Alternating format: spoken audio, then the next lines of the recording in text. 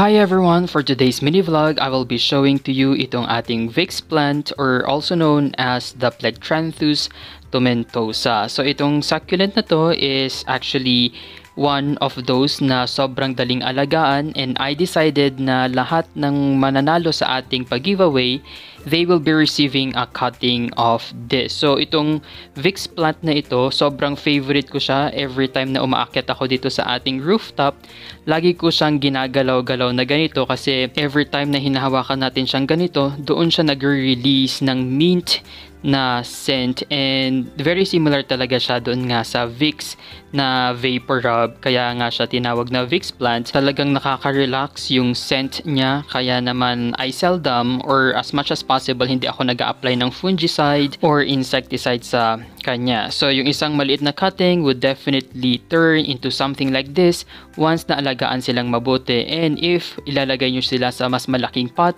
mas mabilis nga silang lumaki as compared if nakalagay lang sila sa smaller pots. So that's all for today, and I'll see you in our next mini vlog.